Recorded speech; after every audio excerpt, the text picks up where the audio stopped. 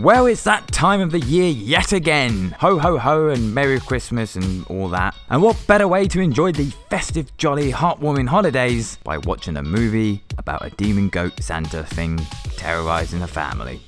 You having fun yet, kids? Yes, in this episode of Film Facts, we're going to be taking a look at the Christmas horror film Krampus.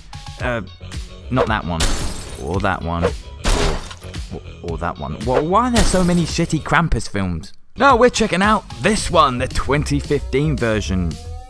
Oh. The good one.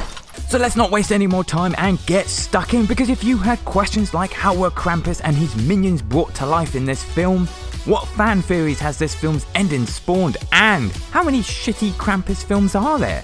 Oh god. Oh, there's fucking tons. Nope, I do not have the energy or patience to deal with all that shite. On with the video.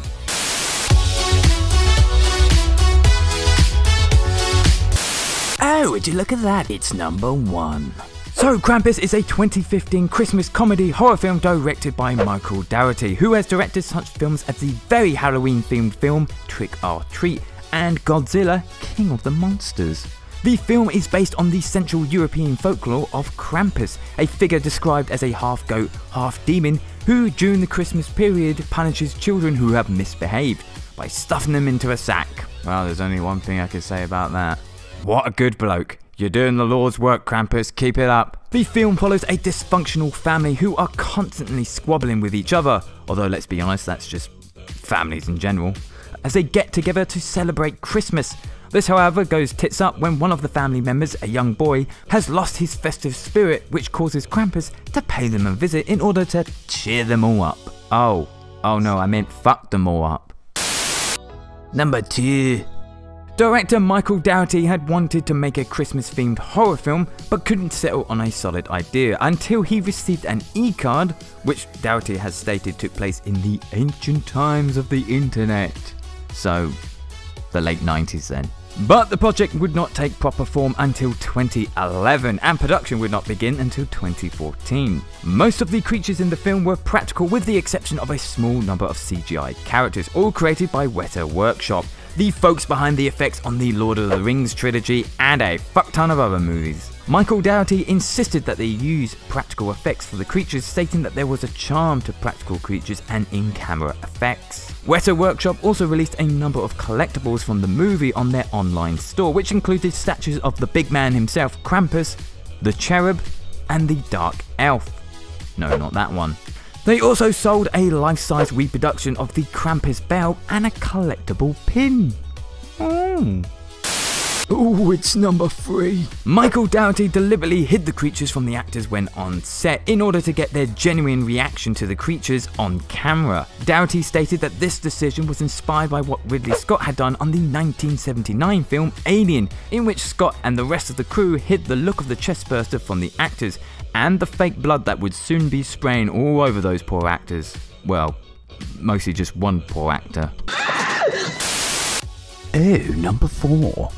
So most of the creatures were created using practical effects because Michael Dougherty found practical effects charming, but also because he wanted the film to harken back to the films of the 80s such as Gremlins and Poltergeist. The elves were of course actors in costume. Michael Dougherty spoke about their backstory, stating that they had once worked for Santa before rebelling and went on to join Krampus. The murderous little robot was created by 3D printing the model and then making further adjustments and enhancements in order for it to function the way they needed on set. The Cherub was a mixture of sculpted parts and animatronics. When on set, it took 6 puppeteers in order to control the creature. The demonic looking teddy bear was basically what it looks like on film. It was a puppet which had several rods leading from its limbs, which were controlled by puppeteers. Pennywise's cousin, as I'm calling him, was a large suit with a large circular hollow tail and body. A performer was placed inside with a harness strapped to them. The suit also had several wires attached to it so it could move and rise up in a smooth fashion. And the mouth of the creature was animatronically controlled. Unfortunately though, I couldn't find out any information on if they burnt the fuck out of that thing once the movie was finished, like they should do,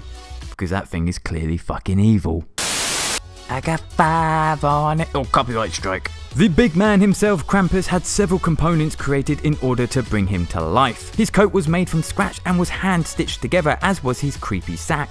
Oh, that sounds that sounds wrong. His hands were created using a large metal hand frame, which the performer could control as they acted as an extension to their own hands and fingers. This allowed the performer to be able to give some very expressive movements with the claws of Krampus. His feet, or his hooves, or whatever, were created and attached to a pair of stilts in order to give Krampus that tall, intimidating look. When the performer was inside the Krampus suit, they were completely blind. So to get around this, the crew inserted a camera in Krampus's face. Inside the costume was a small monitor which allowed the performer to see what was in front of him using the camera. The full costume reportedly weighed about 70 pounds.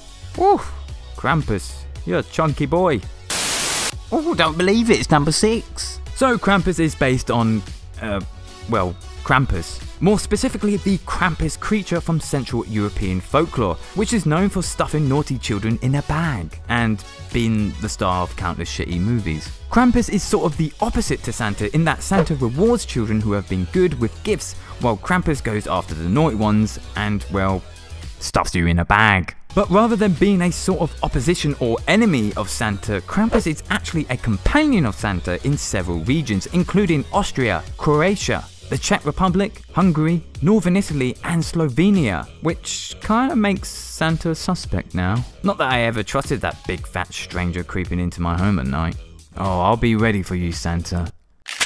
The origin of Krampus is unclear, but some have theorized that the lore may have roots in pre-Christian origins. Today, the popularity of Krampus has grown in several countries and has become a growing phenomenon in celebrations in North America. Festivals are held every December in multiple countries where Krampus is celebrated along with other aspects of Christmas. People will even dress up as Krampus during these festivals. It's a good way to fucking give your kids nightmares, isn't it? Ah, fuck 'em. Number 7, baby. Number 7. Right, time for some quick fire facts. Michael Dougherty originally wanted the 1980 version of the Universal logo to open the film, since, you know, he's harkening back to films of that era. 95% of this movie was shot on a soundstage. In Max's room, if you're looking closely, you can spot toy versions of Gypsy Danger and Leatherback from the movie Pacific Rim. And if you weren't looking closely, who cares? I just told you. Also in the background are posters for the show Rick and Morty and Robot Chicken. Speaking of Robot Chicken, Seth Green of Robot Chicken and a ton of other things actually makes an appearance in this film. Well, his voice makes an appearance as he voices one of the Gingerbread Men. At the beginning of the film, the TV in the kitchen is shown a news broadcast with the scroll saying Season's Greetings. Season's Greetings was a 1996 animated short directed by Michael Dougherty that introduced Sam, the demonic Halloween spirit from the film Trick or Treat, also directed by Michael Dougherty. The Wilhelm scream, you know, this one, makes an appearance in this film when the teddy bear that is very appropriate to give to your small child gets thrown down the attic. You wanna know a secret? It's number 8. Krampus's true face is actually hidden behind a fleshy mask. The mask is meant to resemble the face of Santa Claus. Krampus's true face is never fully revealed to the audience as a choice made by the filmmakers to allow the audience to make their own conclusions as to his actual appearance. The only parts of his true face that can be seen are his eyes, his mouth, and his creepy tongue. Merry Christmas, folks. Good heavens, number 9.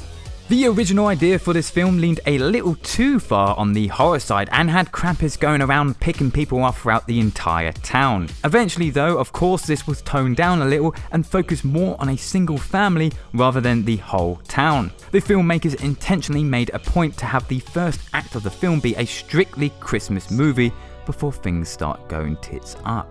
Or should I say... I say, old chap, it's number 10. The film's ambiguous ending, spoiler alert by the way, in which the family all find themselves back together again on a bright Christmas morning with no Krampus in sight, has spawned many fan theories, but 2 in particular seem to be the most common ones. The first theorizes that the family are trapped in a snow globe, condemned to repeat Christmas morning for an eternity in the form of some kind of hell. The second theorizes that the family has been given a second chance and that the snow globe is Krampus's way of watching over them. Director Michael Dougherty has refused to confirm which theory may be correct. In the very last shot of the film, where we see several snow globes all containing houses, hidden among them is the house from the film Psycho and Michael Dougherty's own house as well. Well, there you go, 10 facts about Krampus.